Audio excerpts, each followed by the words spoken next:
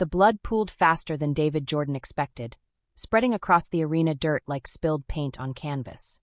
8 seconds had stretched into an eternity of chaos, and now he lay motionless beneath the blazing arena lights of the Cheyenne frontier days, his left leg twisted at an angle that made veteran cowboys in the stands look away. The 2,000-pound Brahma bull named Devil's Advocate stood 20 feet away, snorting steam in the Wyoming night air, completely unaware that he had just ended a man's career with one vicious kick. The crowd fell silent except for scattered gasps and the distant sound of an ambulance siren growing closer. David's vision blurred as he tried to focus on the arena lights above, each bulb creating a halo that seemed to mock his current predicament. 25 years of professional bull riding, 3 championship titles, and countless broken bones had led to this moment. Face down in the dirt, while paramedics rushed toward him with equipment that might save his life but couldn't save his dreams. "Don't move, David." The voice belonged to Dr. Sarah Martinez, the rodeo's head medical officer, who had patched him up more times than either of them cared to count. Her hands pressed against his shoulders, keeping him still while her team worked around them. "We've got you, but you need to stay perfectly still until we can stabilize your spine." The irony wasn't lost on him. For decades, David had made his living by never staying still, by defying gravity and 1,000-pound animals that wanted nothing more than to crush him into the ground. Now, with what felt like shattered glass grinding inside his left leg, staying motionless was the only thing keeping him from permanent paralysis. "Can you feel your toes, David?" Dr. Martinez's voice cut through the fog of shock and pain medication they had already administered. Her brown eyes, usually warm and reassuring, carried the weight of someone who had delivered too much bad news in arena medical tents. David tried to wiggle his toes inside his custom-made boots, the ones his ex-wife Rebecca had bought him for their 10th wedding anniversary, back when she still believed in his dreams instead of resenting them. The left foot responded, barely, like signals traveling through damaged telephone wires. The right foot felt normal, which somehow made everything worse because it highlighted just how wrong everything else felt. "I can feel them," he managed to whisper, his voice hoarse from the impact that had knocked the wind from his lungs. "But it's not right. Nothing feels right." The crowd began to disperse as the ambulance pulled into the arena, its red and blue lights painting the faces of concerned spectators in alternating colors of urgency. David recognized some of those faces, fellow competitors who had shared countless miles of highway, hotel rooms that smelled like disinfectant, and conversations about ranch work that paid the bills between rodeo seasons. Now they watched him with expressions that mixed sympathy with relief that it wasn't them lying in the dirt. Tommy Richardson, a bull rider from Texas who had been David's traveling partner for the last 3 seasons, pushed through the paramedics to get closer. His usually jovial face was pale beneath his black cowboy hat, and his hands shook as he removed it in a gesture of respect that felt too much like a funeral. "Hell, Jordan, you always did know how to make an entrance," Tommy said, his voice cracking despite the attempted humor. "Remember that time in Pendleton when you rode Tornado Alley for the full 8, and then face-planted right into the clown's barrel?"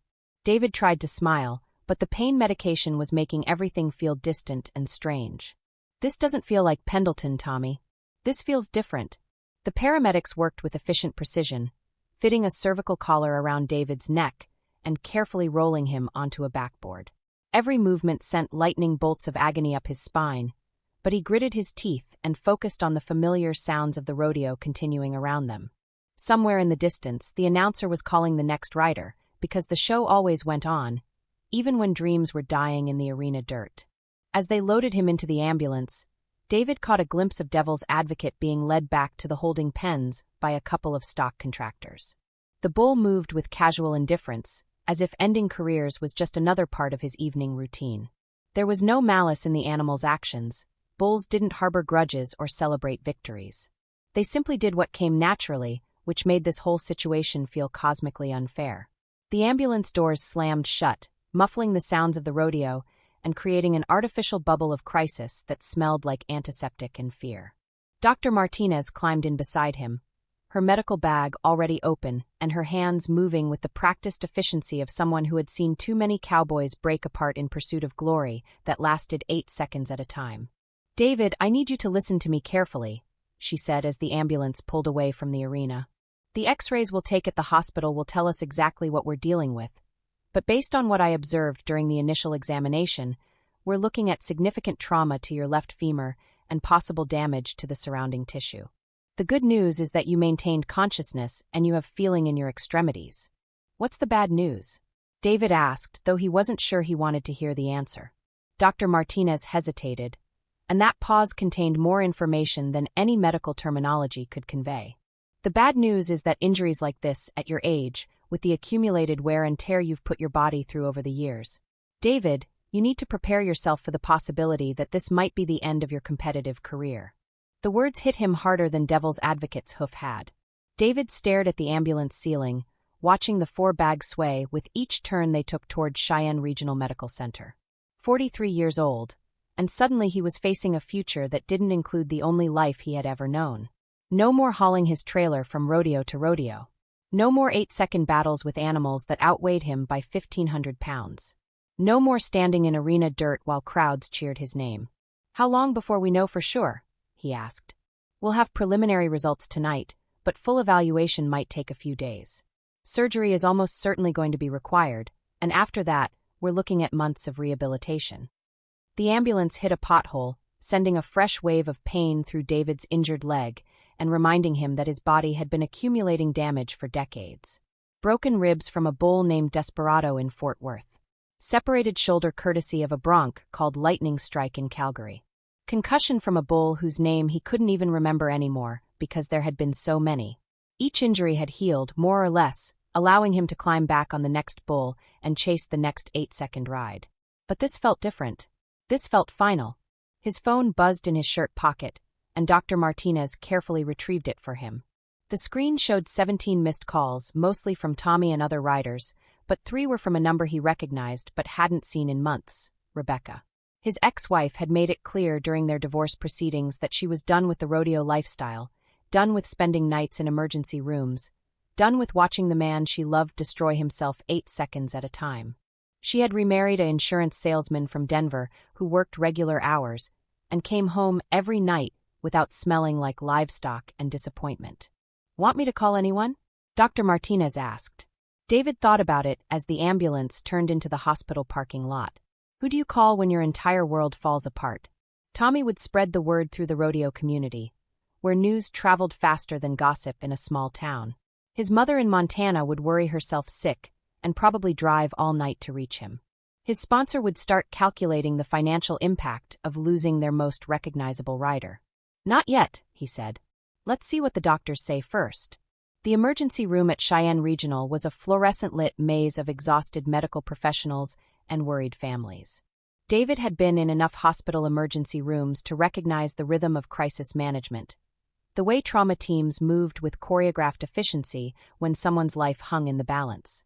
Tonight, he was the crisis, and watching it unfold from the gurney gave him a perspective he had never wanted. Dr. Patricia Henley, the orthopedic surgeon on call, examined the X-rays with the detached professionalism of someone who delivered life-changing news on a regular basis. She was younger than David expected, probably in her early 40s, with short gray hair and hands that moved with surgical precision even during a simple conversation.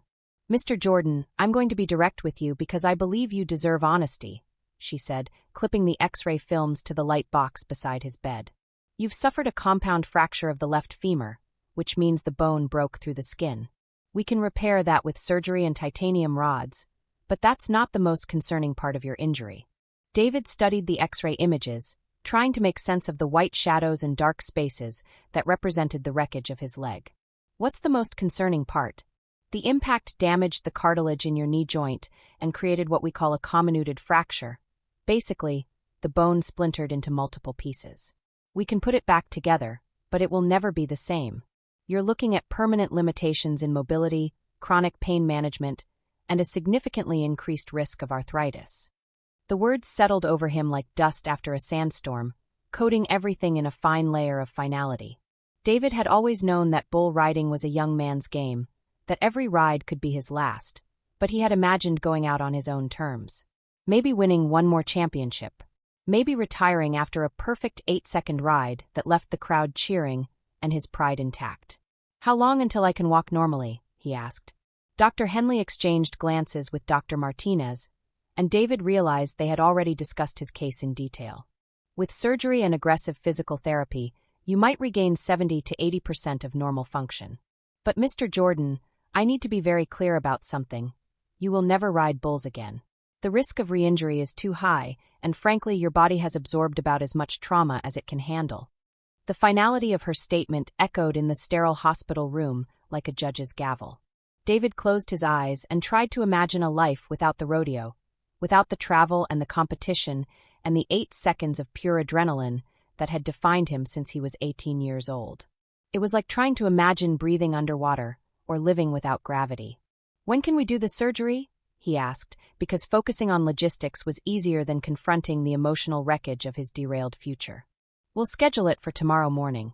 Tonight, we'll keep you comfortable and monitor for any complications. The surgery will take several hours, and then you'll begin what will be a long recovery process." After the doctors left, David lay alone in the hospital room, listening to the sounds of the medical machinery and the distant hum of interstate traffic.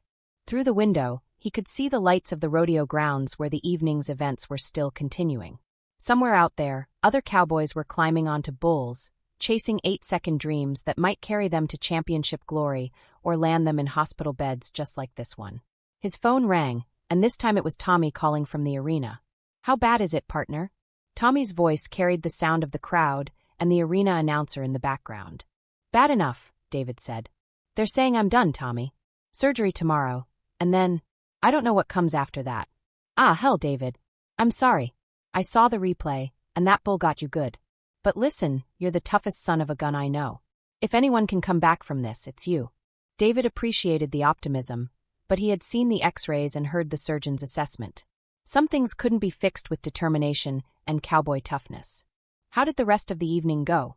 Marcus Riley won the round with an 87 on a bull called Trainwreck.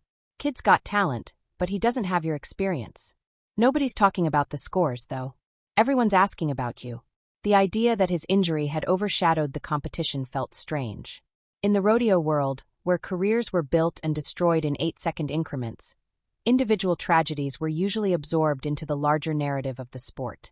Bulls bucked, cowboys fell, and the show continued because stopping would acknowledge that what they did was dangerous enough to pause for. "Tell everyone I'm going to be fine," David said, though he wasn't sure if he believed it himself. "You want me to call Rebecca?" Tommy asked. "She called the arena looking for information about you." Sounded worried.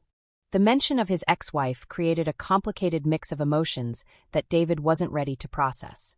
Rebecca had loved him once, before the rodeo lifestyle wore down their marriage like water wearing down stone. She had married someone stable and predictable, someone who wouldn't end up in hospital emergency rooms discussing the permanent limitations of their shattered leg. "Not yet," David said. "I need to figure out what I'm going to tell her first." After hanging up, David stared at the ceiling tiles and tried to inventory what remained of his life. His savings account contained enough money to cover medical expenses and maybe 6 months of living expenses if he was careful. His truck and trailer represented most of his material wealth, though both were showing their age after years of traveling from rodeo to rodeo. He owned a small piece of land in Montana that his father had left him, but it wasn't large enough to support cattle ranching or anything that resembled a sustainable income.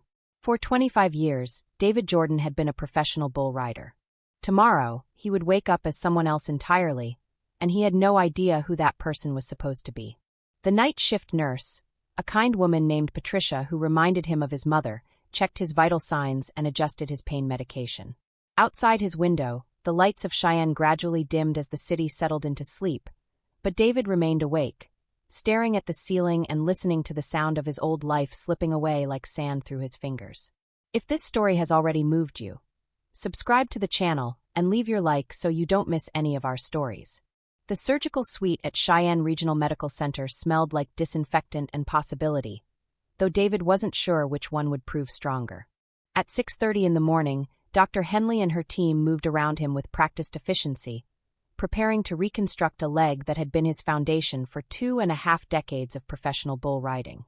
The anesthesiologist, a soft-spoken man named Dr. Patel, explained the procedure while inserting in 4 that would soon carry David into unconsciousness. "The surgery will take approximately 4 hours," Dr. Henley said, her voice muffled slightly by the surgical mask. "We'll be inserting titanium rods to stabilize the femur and using surgical screws to reconstruct the knee joint. When you wake up, your leg will be immobilized in an external fixation device that will remain in place for at least 6 weeks. David nodded, though the technical details felt abstract compared to the immediate reality of surrendering control to strangers who would determine how much of his physical future remained intact. As the anesthesia began to take effect, his last conscious thought was about Devil's Advocate and whether the bull was already being loaded onto a trailer bound for the next rodeo, completely unaware of the havoc he had created. When consciousness returned, David found himself in a recovery room that felt like emerging from underwater. The world came back in pieces. The rhythmic beeping of monitors, the antiseptic smell that seemed to coat his throat, and the immediate awareness that his left leg felt fundamentally different. The external fixation device looked like something from a construction site, with metal pins extending through his skin and connecting to an external frame that made his leg look more mechanical than biological.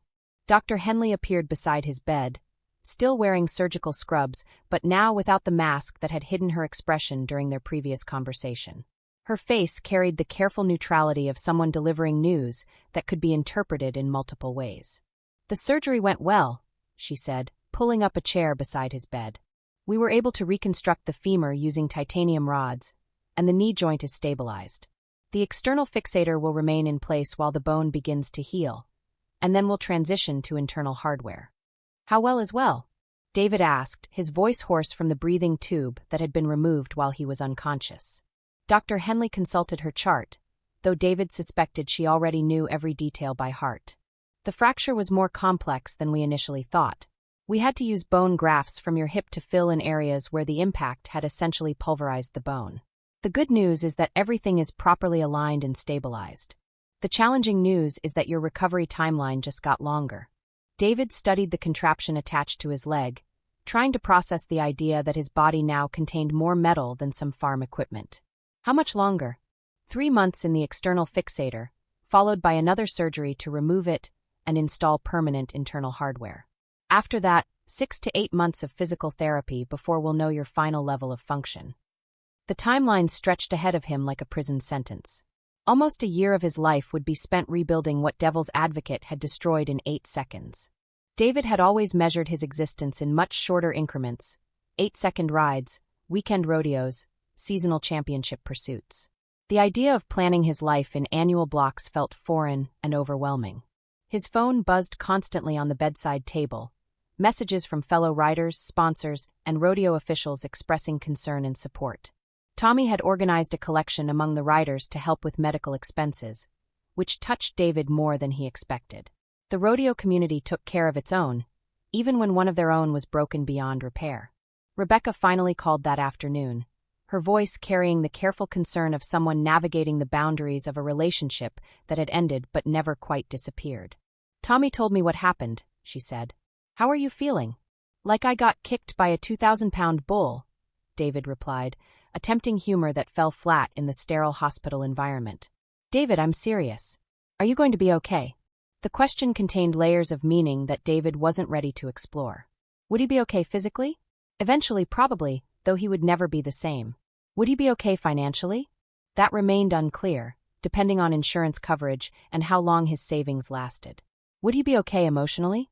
That was the question that kept him awake at night, staring at the hospital ceiling and trying to imagine a future that didn't include bull riding. "The doctors say I'll recover most of my mobility," he said. "But I'm done riding.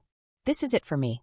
Rebecca was quiet for a long moment, and David could hear the sounds of suburban life in the background, a lawnmower, children playing, the domestic symphony of a stable life that she had built after leaving him. "I'm sorry, David. I know how much the rodeo meant to you." "Means," David corrected. "It still means everything to me. I just can't do it anymore. Maybe this is an opportunity to find something else that means everything to you." The suggestion irritated him, though he recognized that Rebecca was trying to be helpful. People who had never lived their lives in 8-second increments couldn't understand that some passions didn't have substitutes. You couldn't replace bull riding with golf or fishing or any other activity that well-meaning people suggested. Bull riding wasn't just what David did, it was who he was. "I should go," Rebecca said when the silence stretched too long. "But David, if you need anything during your recovery, anything at all, please call me. I know things ended badly between us, but I still care about what happens to you. After hanging up, David closed his eyes and tried to organize his thoughts. The pain medication made everything feel distant and strange, like watching his life through someone else's prescription glasses. He needed to make practical decisions about his immediate future, but every option seemed to require admitting that his identity as a professional bull rider was ending. Tommy arrived that evening, carrying a duffel bag and wearing the expression of someone delivering bad news disguised as good news. "How you feeling, partner?" Tommy asked, settling into the visitor's chair with the careful movements of someone whose body had absorbed decades of rodeo-related damage. "Like hell," David replied honestly. "What's in the bag?" "Thought you might want some of your stuff from the trailer. Clean clothes, your championship buckles, that picture of you and your dad at your first rodeo." Tommy unzipped the bag and began arranging David's belongings on the bedside table, creating a small shrine to a life that was rapidly becoming history. "Tommy, I need to ask you something, and I need you to be straight with me. Always am. Is there any part of the rodeo world that would want a washed-up bull rider who can barely walk?" Tommy considered the question seriously, which David appreciated more than false optimism. "Well, there's always stock contracting, but that requires capital you probably don't have. Judging pays okay, but those positions are usually filled by guys with more political connections. Teaching at rodeo schools is a possibility, but the money's not great." David nodded, though none of those options felt like natural extensions of who he was. He had never been interested in the business side of rodeo or the politics of judging. His entire identity was built around the physical act of riding bulls, and everything else felt like consolation prizes. "What about outside the rodeo?" David asked. "That's the million-dollar question, isn't it?" Tommy said. "Most of us never planned for after. We just figured we'd ride until we couldn't anymore, and then we'd figure it out." The honesty was brutal but accurate. David had spent 25 years living completely in the present, focused entirely on the next ride and the next championship. Planning for retirement had always seemed like admitting defeat, acknowledging that his career would eventually end. Now that ending had arrived with the sudden violence of a bull's kick, and he was completely unprepared for what came next. Dr. Martinez stopped by during evening rounds, bringing news about David's insurance coverage that felt like another kick to his already damaged body. "Your policy will cover the emergency surgery and basic rehabilitation," she explained, "but it won't cover experimental treatments or extended therapy beyond what's considered medically necessary. You're looking at significant out-of-pocket expenses for anything beyond basic recovery." David had always carried minimal insurance, the bare minimum required by rodeo sanctioning bodies. Like most professional riders, he had gambled that his body would hold together long enough to build financial security before major medical problems arose. That gamble had now failed spectacularly. "How significant are we talking about?" he asked. Full rehabilitation, including advanced physical therapy and potential future surgeries, could easily reach 6 figures. The number hit him like a physical blow. David's savings account contained maybe $20,000, and his truck and trailer represented most of his remaining assets. The financial reality of his situation was becoming as overwhelming as the physical and emotional challenges. That night, alone in his hospital room, David called his mother in Montana for the first time since the accident. Eleanor Jordan had spent 25 years worrying about her son's dangerous career choice, and now her worst fears had been realized. "David, honey, I've been worried sick since Tommy called," she said. "How bad is it really?" "It's bad, Mom. They put me back together with titanium and hope, but I'm never going to ride again." Eleanor was quiet for a moment, and David could picture her in the kitchen of his childhood home, probably gripping the phone tighter than necessary. "Maybe that's not entirely a bad thing, son. I've been holding my breath for 25 years, waiting for a call like this. This is all I know how to do, Mom. I don't know how to be anything else." "You're my son first and a bull rider second," Eleanor said firmly. "And you're smart and tough and capable of doing whatever you set your mind to. The question is what you want to do with the rest of your life." The rest of his life stretched ahead of him like an unmapped territory. David had always lived with the assumption that bull riding would continue until his body gave out gradually, allowing him time to transition into something else. The sudden and complete nature of his career-ending injury left him feeling like an astronaut whose spacecraft had been destroyed, floating in space without a clear path back to solid ground. "I'm thinking about coming home for a while," David said. "Maybe use the time to figure things out." "Your room is exactly the way you left it," Eleanor replied. And I could use help with the property. Your father's been gone 3 years now, and there's more work than these old hands can manage. The idea of returning to Montana felt like both a retreat and a homecoming.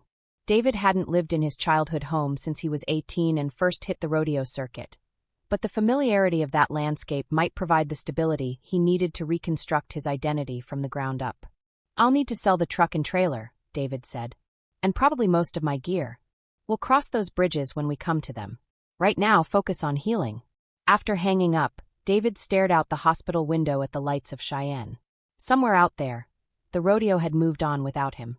Other riders were preparing for tomorrow's events, checking their gear and visualizing successful rides. The sport that had defined his existence for 2.5 decades was continuing as if he had never existed, which was both heartbreaking and oddly comforting. His phone buzzed with a text message from Marcus Riley, the young rider who had won the round the night of David's accident. The message was simple but meaningful. Heard about your situation. Want you to know that every rider coming up looks up to what you accomplished. Hope you get well soon. The message reminded David that his career hadn't been meaningless, even if it was ending badly. He had won 3 championships, mentored dozens of younger riders, and earned the respect of his peers through 2.5 decades of consistent excellence. That legacy couldn't be taken away by one catastrophic injury, though it felt small comfort against the reality of his uncertain future. The next morning brought the first physical therapy session, which consisted mainly of learning to transfer from bed to wheelchair without aggravating his surgical sites. The physical therapist, an energetic woman named Sarah, explained that his recovery would be measured in small victories rather than dramatic breakthroughs. Today we're focusing on basic mobility, she said. Next week, we'll start working on weight-bearing exercises. In a month, you might be able to walk short distances with assistance. The timeline felt glacial compared to the instant gratification of bull riding, where success and failure were determined in 8 seconds or less. David had to learn patience with his own body, accepting that healing happened on a biological schedule that couldn't be rushed or influenced by determination alone. Tommy visited again that afternoon, bringing news from the rodeo circuit that felt like dispatches from a foreign country. Rodriguez won the championship in Cheyenne, Tommy reported. Good ride, but nothing spectacular. The whole event felt different without you there. Like something was missing. The sport's bigger than any one rider, David said, though he appreciated the sentiment. Maybe, but you were one of the constants. Riders knew that if David Jordan was entered, they'd have to bring their best game to beat you. The conversation turned to practical matters that David had been avoiding. His truck and trailer were still parked at the rodeo grounds, and his gear needed to be sorted and either stored or sold. The physical dismantling of his professional life felt almost as painful as the injury itself. I'll handle the truck and trailer, Tommy offered. Got a guy in Colorado who's looking for a good setup. Won't get top dollar, but it'll be fair. David nodded, grateful that someone else was willing to manage the details of his career's liquidation. Selling the truck and trailer would provide enough money to cover immediate expenses and maybe buy time to figure out what came next. The afternoon brought an unexpected visitor, Jake Morrison, the stock contractor who owned Devil's Advocate. Jake was a weathered man in his 60s who had been providing bulls for rodeos longer than David had been riding them. He approached the hospital bed with the careful respect of someone offering condolences. David, I wanted to come by and check on you personally, Jake said. I've been in this business for 35 years, and I've never had a bull hurt someone as badly as Devil's Advocate hurt you. It's not the bull's fault, David replied, though he wasn't sure if he believed it completely. We both know the risks going in. Still, I feel responsible. That bull's got a mean streak that maybe I should have warned riders about more clearly. Jake's visit raised questions that David hadn't considered. In the immediate aftermath of his injury, he had focused on his own recovery and future. The idea that the bull might have been particularly dangerous, or that proper warnings might have prevented his injury, introduced complications he wasn't ready to explore. What are you going to do with him? David asked. Retiring him from competition, Jake said. He'll go back to pasture and live out his days breeding. After what happened to you, I don't feel right putting other riders at risk. The decision felt like justice of a sort, though it wouldn't repair David's leg or restore his career. Devil's Advocate would continue living while David's professional life was ending, which seemed cosmically unfair but perfectly representative of a sport where animals held all the physical advantages. Evening brought another call from Rebecca, who had been following his progress through mutual friends in the rodeo community. "I heard you're thinking about moving back to Montana," she said. "News travels fast. It's a small community and people care about you. I think going home might be good for you." David appreciated her support, though it felt strange receiving life advice from someone who had left him specifically to escape the rodeo lifestyle. "I don't know what I'm going to do there. Mom's place isn't big enough to support cattle ranching, and I don't have capital to expand. Maybe you don't need to figure everything out immediately. Maybe you just need time to heal and think." The suggestion was reasonable, but David had never been comfortable with uncertainty. His entire adult life had been structured around specific goals. Qualify for the next rodeo, win the next ride, pursue the next championship. The idea of living without clear objectives felt as foreign as speaking a different language. "Rebecca, can I ask you something?" "Of course. Do you ever regret leaving?" "Not leaving me specifically, but leaving the whole lifestyle." Rebecca was quiet for a long moment, and David could hear the sounds of evening news in the background of her suburban home. "Sometimes I miss the excitement," she said finally. There was something addictive about never knowing what would happen next, about living every weekend like it might change everything. "But I don't miss the constant worry, the emergency room visits, the feeling like I was competing with bulls for your attention. I never meant for you to feel that way. I know you didn't. But that lifestyle doesn't leave room for much else, does it? Everything gets filtered through the rodeo, measured against the next ride or the next championship." Her observation was accurate and painful. David realized that his injury wasn't just ending his career. It was forcing him to confront how completely the rodeo had consumed his identity. For 25 years, he had measured every decision against how it would affect his riding. Now he needed to learn how to make decisions based on entirely different criteria.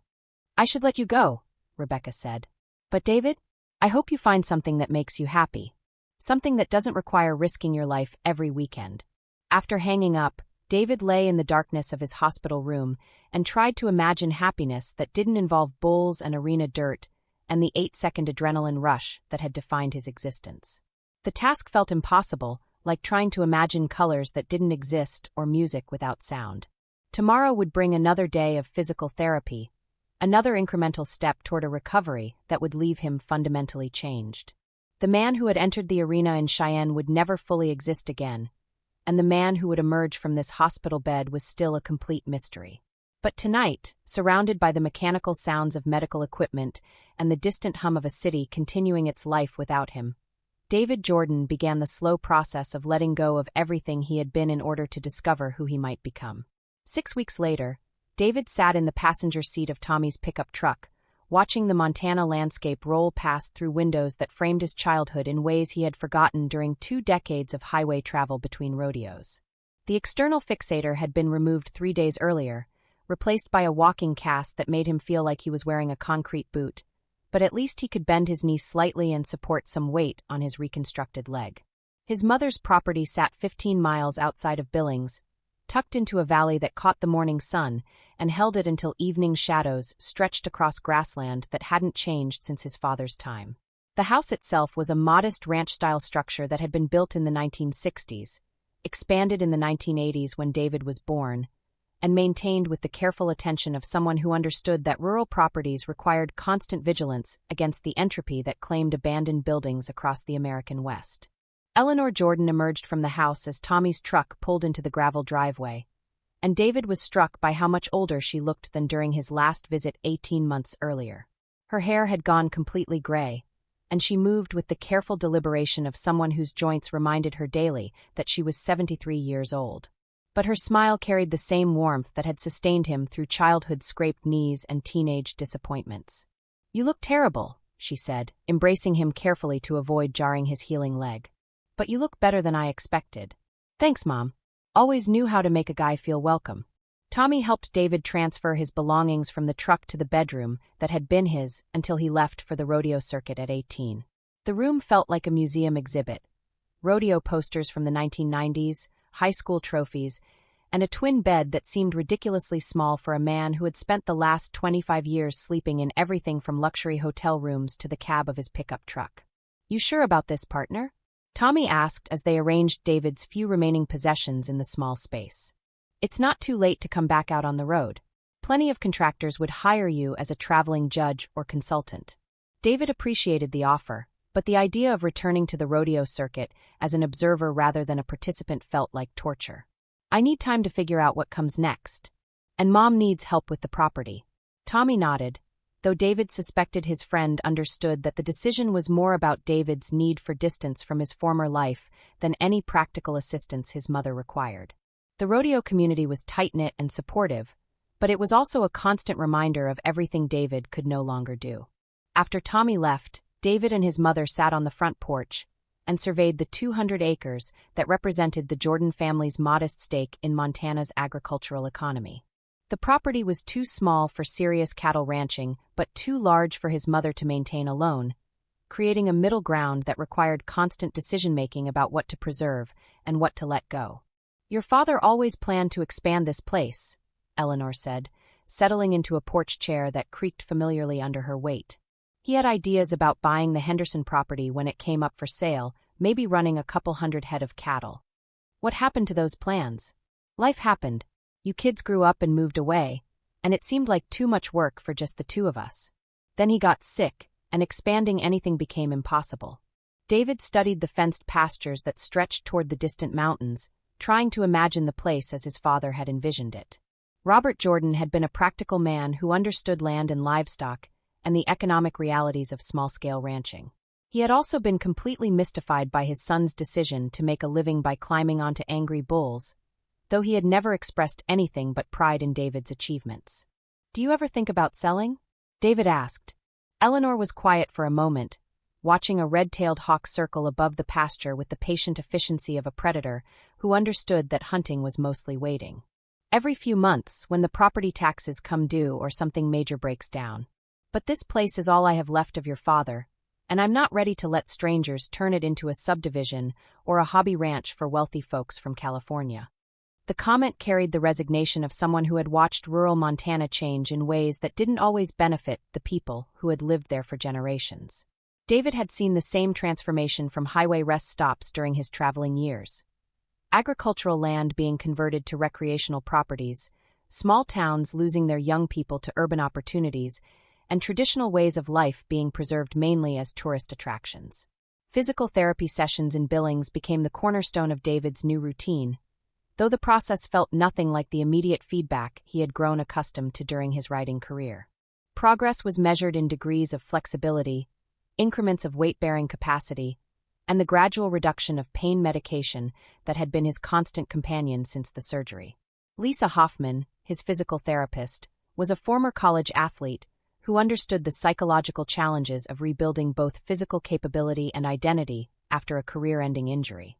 She had worked with professional athletes before, though David was her first rodeo cowboy, and she approached his rehabilitation with a combination of clinical expertise and genuine curiosity about the sport that had defined his life. "Your bone density is actually excellent for someone your age," she observed during a session focused on range of motion exercises. "All those years of impact activity strengthened your skeletal system, which is helping with the healing process." "Does that mean I'll recover faster?" David asked, though he was learning to temper his expectations based on weeks of smaller-than-hoped-for improvements. "It means your body has a good foundation for recovery. But David, we need to talk about realistic goals. Your leg is never going to be exactly the way it was before the injury. We're working toward optimal function within the limitations of your new anatomy." The phrase new anatomy captured something essential about David's situation that extended beyond his physical reconstruction. Everything about his identity was being rebuilt from the ground up, starting with the most basic questions about who he was and what he wanted from the remaining decades of his life. Evenings at his mother's house followed a rhythm that David gradually found comforting despite its departure from everything that had structured his adult existence. Dinner at 6 o'clock, evening news at 7, and conversations on the front porch that meandered through family history, local gossip, and careful speculation about David's future plans. "Mrs. Henderson called yesterday," Eleanor mentioned during one of these porch conversations. "She wanted to know if you might be interested in helping with their hay harvest next month."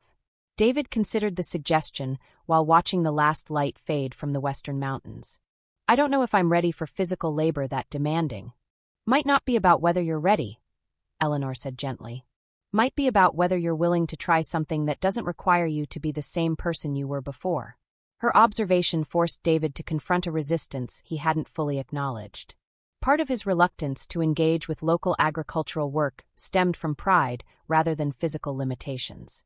Helping with hay harvest felt like a step down from the professional athletics that had defined his status in the rodeo community, even though he knew such thinking was both irrational and counterproductive.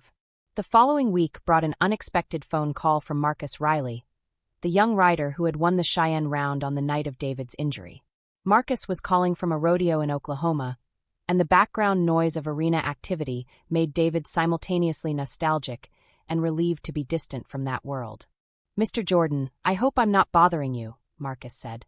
"I got your number from Tommy Richardson, and I wanted to ask you about something." "What's on your mind, Marcus?" "I've been having trouble with my mental game lately. Ever since Cheyenne, I get on a bull and start thinking about what happened to you, about how everything can change in 8 seconds. It's affecting my riding, and I don't know how to get my confidence back." David recognized the psychological challenge that Marcus was describing. Every professional rider lived with the knowledge that their career could end with a single bad ride, but most managed to suppress that awareness through a combination of youth, confidence, and the necessity of focusing entirely on the immediate task. Witnessing a career-ending injury up close could shatter that psychological protection in ways that were difficult to repair. "Have you talked to other riders about this?" David asked. "A few, but most of them just say to forget about it and keep riding. That doesn't seem to be working for me." David thought about the advice he might have given his younger self, the wisdom that could only come from experiencing both the peak of professional success and the brutal reality of its ending. "Marcus, the fear you're feeling isn't weakness. It's intelligence. The riders who don't think about consequences are the ones who get hurt because they take unnecessary risks. But if I'm thinking about getting hurt, how can I ride aggressively enough to win?" You find the balance between awareness and paralysis. You acknowledge the risks without letting them control your decisions. And you remember that every ride is a choice, not an obligation. The conversation continued for 20 minutes, covering topics that David had never discussed with anyone during his own career. The pressure to maintain a fearless image, the way physical pain accumulated over years of competition, and the challenge of building an identity that could survive the eventual end of athletic ability. "Mr. Jordan, can I ask you something personal?" Marcus said near the end of their conversation. "Go ahead. Do you regret riding as long as you did? Do you wish you had quit before getting hurt?" David considered the question while watching his mother tend to a garden that had been her summer project since his father's death. The regret was complicated, mixing grief for his lost career with appreciation for experiences that most people would never have. Bull riding had given him 2 decades of travel, competition, financial success, and a sense of identity that felt complete and purposeful. It had also cost him his marriage, numerous friendships that couldn't survive his single-minded focus, and ultimately his physical well-being. "I regret not building something outside of riding that could have sustained me after my career ended," David said finally. "But I don't regret the riding itself. Those 25 years taught me things about courage and persistence that I couldn't have learned any other way." "What are you going to do now?" "I'm still figuring that out, Marcus. But I'm starting to think that might be okay. Maybe not everything needs to be planned and controlled." After hanging up, David realized that the conversation had been as beneficial for him as it might have been for Marcus. Articulating his own experience and perspective had helped clarify thoughts that had been floating unformed through his consciousness since the injury. He was beginning to understand that his value to the rodeo community might not have ended with his ability to compete. The next morning brought a visit from Dr. Patricia Henley, who had driven up from Cheyenne to check on his progress and discuss the timeline for his final surgery. She examined his leg with the clinical thoroughness that David had learned to appreciate during their previous interactions, testing range of motion and weight-bearing capacity. "Your healing is progressing well," she said. "Better than I expected, actually. The bone grafts have integrated successfully, and you're regaining function ahead of schedule. Does that change anything about the next surgery? We can probably schedule it for next month instead of waiting until fall. And based on your current progress, I'm optimistic about your long-term prognosis." Dr. Henley's optimism was qualified by medical caution, but David had learned to appreciate incremental good news during a recovery process that had been full of setbacks and plateaus.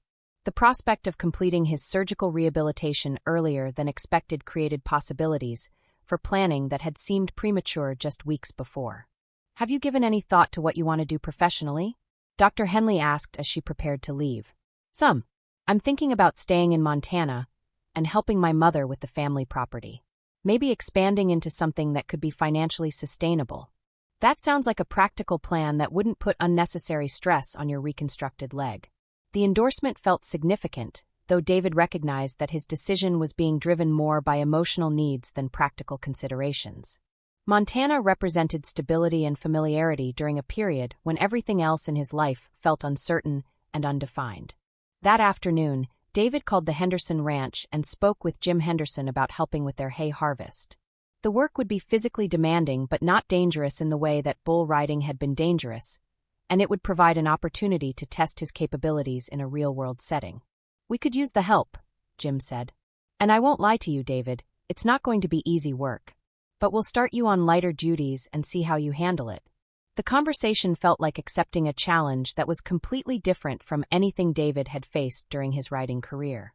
Instead of 8 seconds of intense focus and adrenaline, hay harvest required sustained effort over weeks of long days under the Montana sun.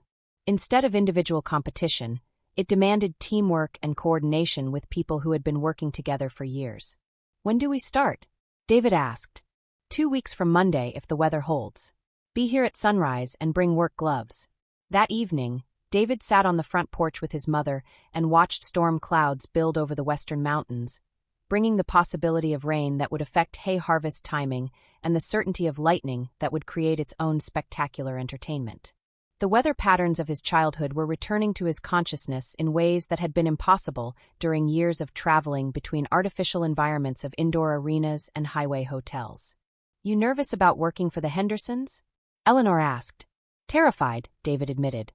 I haven't done real ranch work since I was a teenager, and my body's not exactly what it used to be. Bodies change, but competence transfers. You learned how to work hard and pay attention to details during your riding career. Those skills will serve you in any job. The observation was encouraging, though David remained uncertain about his ability to transition from professional athletics to agricultural labor.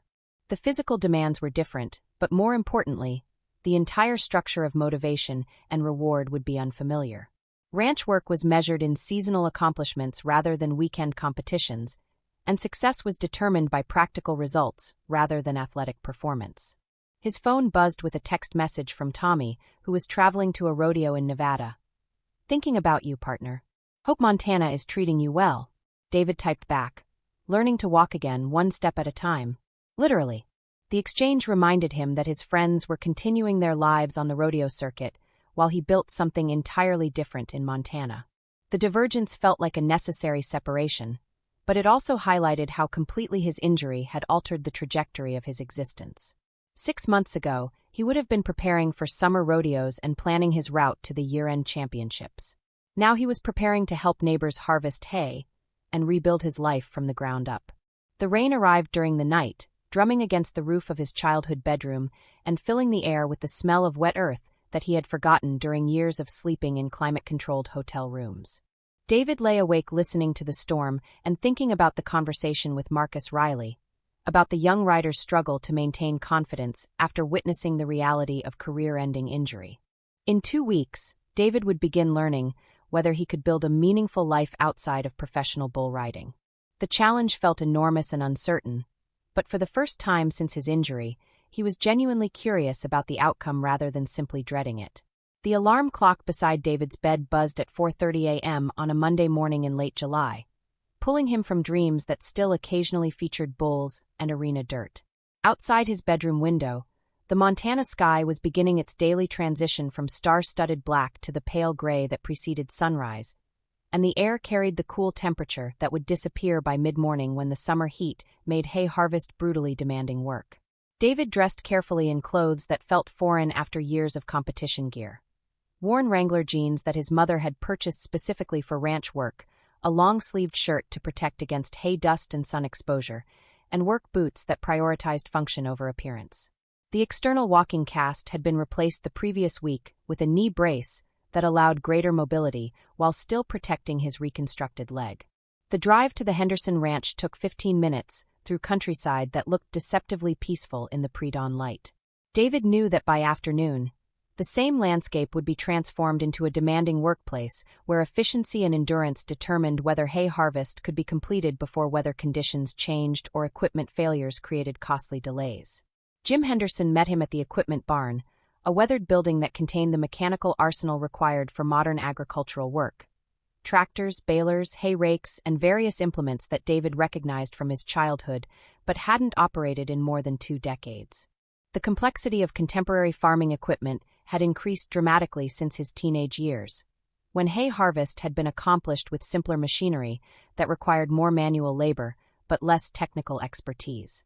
"Morning, David," Jim said, extending a calloused hand that showed the accumulated damage of 40 years spent working with tools and machinery. "Ready to see if you remember how to work for a living?" "Ready as I'll ever be," David replied, though his confidence was undermined by uncertainty about his physical capabilities and the gap between his current skills and the demands of agricultural work. Jim's crew consisted of 5 men ranging in age from 22 to 64, all of whom had been working together for multiple seasons and had developed the efficient coordination that made large-scale hay harvest economically viable.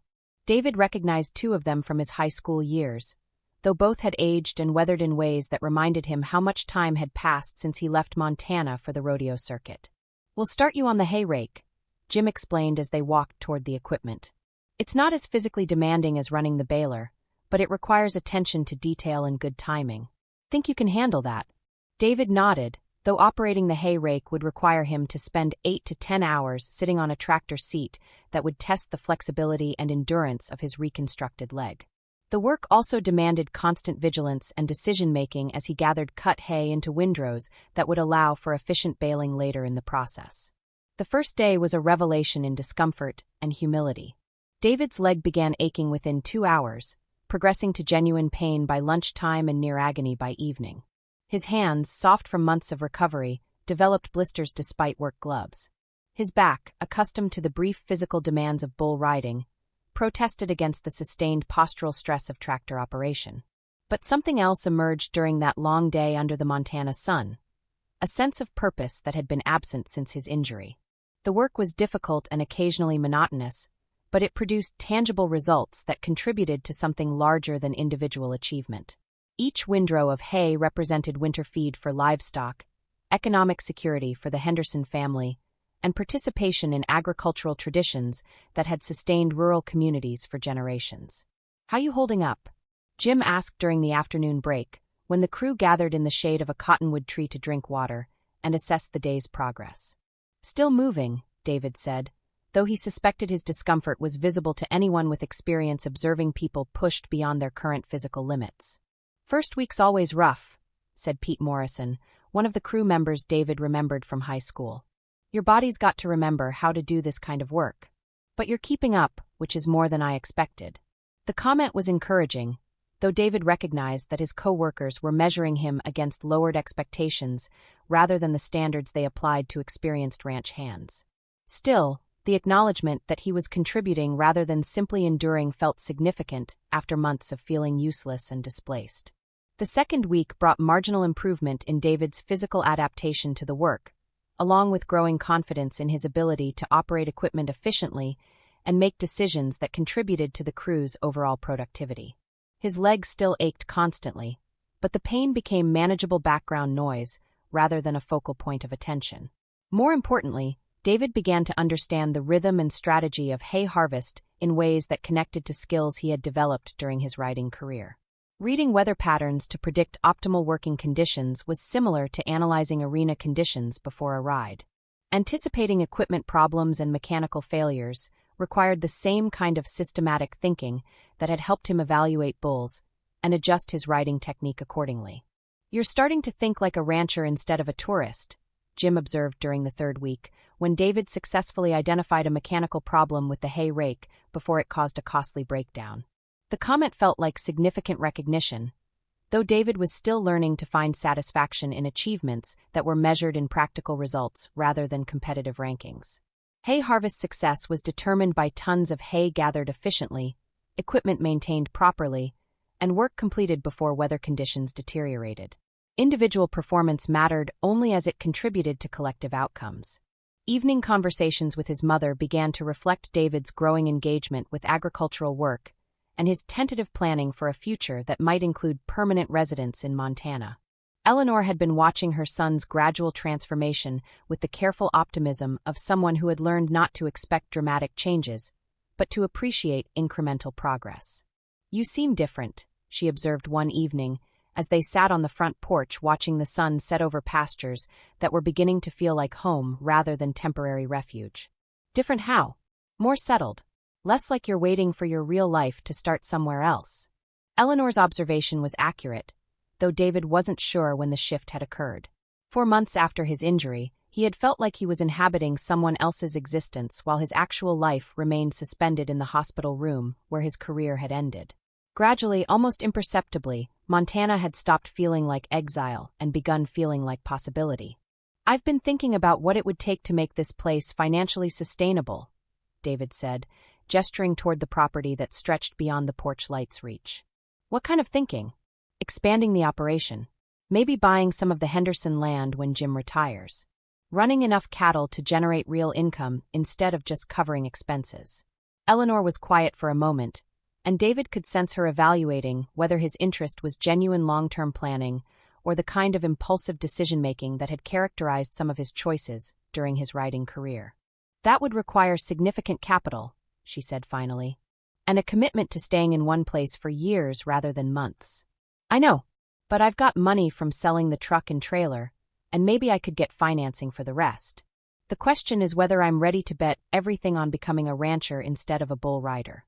The conversation continued past sunset, covering practical questions about land values, cattle prices, and the economic realities of small-scale ranching that David was only beginning to understand.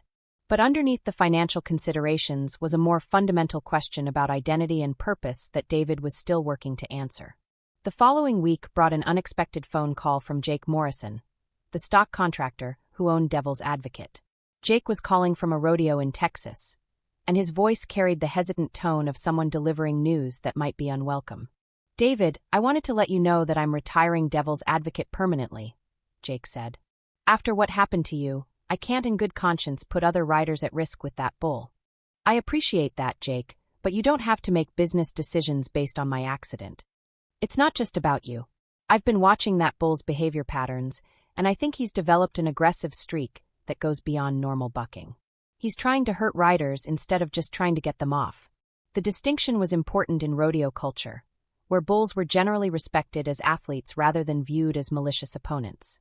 A bull that actively sought to injure riders crossed a line that made competition unfairly dangerous rather than simply challenging. "What will you do with him?" David asked. "He'll go back to breeding pasture. Live out his days making baby bulls and eating grass. It's not a bad retirement for a bull." The conversation raised questions about David's own relationship with Devil's Advocate that he hadn't fully explored during his recovery. He harbored no personal animosity toward the bull, understanding that the animal had simply done what came naturally. But the knowledge that Devil's Advocate would never again have the opportunity to end another rider's career felt like a form of justice that provided unexpected closure. "Jake, can I ask you something?" "Sure. Do you think I could have done anything differently that night? Something that might have prevented the injury?" Jake was quiet for a long moment, and David could hear the sounds of rodeo activity in the background. Announcer calls, crowd noise, and the mechanical sounds of arena preparation. "David, I've watched you ride for 15 years, and you did everything right that night. Perfect body position, good hand placement, proper timing. Sometimes the bull just wins, and there's nothing any rider can do about it." The assessment was both comforting and frustrating. David had spent months replaying the 8 seconds that ended his career, analyzing his technique, and wondering if different choices might have produced different results. Learning that even experienced observers saw no rider error helped reduce the self-blame that had been part of his psychological recovery. "Thanks for calling, Jake. And thanks for retiring the bull. It's the right decision. Take care of yourself, David. And if you ever want to get involved in stock contracting, give me a call. The industry could use someone with your knowledge and integrity." The suggestion was intriguing, though David wasn't ready to commit to any career path that would require extensive travel or return him to the rodeo circuit in any capacity. Stock contracting would allow him to remain connected to the sport while staying in Montana, but it would also require significant capital investment and expertise in animal husbandry that he would need to develop. That weekend brought a visit from Tommy Richardson, who was passing through Montana on his way to a rodeo in Calgary. Tommy arrived driving a new truck and pulling a trailer that showed signs of recent upgrading, evidence that his career was progressing while David's had ended. "Look at you," Tommy said as they sat on Eleanor's front porch. "Getting all domestic and agricultural. Never thought I'd see the day when David Jordan was worried about hay harvest instead of bull rankings." "Life takes unexpected turns," David replied, though he recognized that Tommy's comment carried genuine curiosity about his transformation rather than criticism. "You miss it at all? The competition, the travel, the whole scene?" David considered the question while watching his mother's horses graze in the pasture that was becoming part of his daily landscape, rather than a temporary refuge. "I miss parts of it. The adrenaline, the sense of purpose, the feeling like I was good at something that mattered. But I don't miss the uncertainty, the constant travel, or the knowledge that everything could end with one bad ride." "Everything ended with one bad ride anyway," Tommy pointed out. "True. But now I'm building something that doesn't depend on my ability to stay on a bull for 8 seconds. Tommy spent the night and left the next morning for Calgary, carrying news about David's recovery and rehabilitation that would spread through the rodeo community via the informal network that connected riders across thousands of miles of highway. David appreciated the contact with his former world, but he no longer felt the pull of involvement that had once made every rodeo season feel essential to his identity. The final week of hay harvest brought a sense of accomplishment that felt different from anything David had experienced during his riding career. Instead of individual achievement measured against competitive rankings, he was part of a team effort that had successfully gathered winter feed for several hundred head of cattle. The work had been demanding and occasionally monotonous, but it had produced tangible results that would sustain livestock through the upcoming winter. "You did good work," Jim Henderson said as the crew cleaned and stored equipment for another year. "If you're interested in more ranch work, I can probably find projects for you through the fall and winter." The offer represented steady employment that would allow David to continue learning agricultural skills while earning income that could support his growing interest in expanding his mother's property. More importantly, it provided structure and purpose during a period when both had been notably absent from his life. "I'm interested," David said. "What kind of projects?" "Fence repair, equipment maintenance, maybe helping with cattle work if your leg can handle it. Nothing too demanding, but steady work for someone reliable." The conversation established a framework for David's immediate future that felt both practical and emotionally sustainable. Ranch work wouldn't provide the excitement or recognition that had defined his riding career, but it offered the possibility of building expertise and earning respect in a completely different field. That evening, David called Dr. Patricia Henley to schedule his final surgery, the procedure that would remove the internal hardware and complete his physical rehabilitation. The surgery was scheduled for late August, which would allow him to recover during the slower autumn months before beginning more demanding ranch work in the spring. "How has your leg been feeling during the hay harvest?" Dr. Henley asked. "Sore but functional. I'm able to work full days without significant problems." "That's excellent news. It suggests that your recovery has exceeded our initial projections and that you'll probably regain close to full function." The prognosis was better than David had dared hope during the dark months immediately after his injury. While he would never ride bulls again, he was regaining the physical capability to pursue work that was demanding without being dangerous. 2 weeks later, David sat in his childhood bedroom the night before departing for Cheyenne and his final surgery. The room looked different now, less like a museum of his past, and more like temporary quarters for someone building a future in Montana. His championship buckles still decorated the dresser, but they were accompanied by agricultural magazines and ranch supply catalogs that reflected his evolving interests. His mother knocked on the door and entered with 2 cups of coffee and the careful expression of someone delivering important news. "I had a conversation with Jim Henderson today," she said, settling into the desk chair that had supported him through high school homework assignments. "He's thinking about selling part of his land when he retires, and he wanted to know if we might be interested in buying it." David accepted the coffee and tried to process the implications of Eleanor's statement. Purchasing additional land would represent a major financial commitment and a definitive decision to remain in Montana permanently rather than treating his current situation as temporary recovery time. "How much land?" he asked. 800 acres, including the section that borders our property. It would triple our operation and make cattle ranching economically viable. The numbers were significant, representing the difference between a hobby ranch that barely paid for itself and a serious agricultural operation that could generate sustainable income. But the land purchase would require using most of David's savings from selling his rodeo equipment and probably obtaining financing that would create debt obligations lasting for years. "What do you think?" David asked. Eleanor sipped her coffee and looked out the bedroom window toward the pastures that had been her home for more than 40 years. "I think your father would have loved the idea of expanding this place into something that could support a family. And I think you need something to build that's entirely your own, separate from what you accomplished in the rodeo." The assessment was accurate and encouraging, though David recognized that purchasing the Henderson land would represent a commitment to Montana ranching that would be difficult to reverse if his interests changed or if agricultural economics proved unfavorable.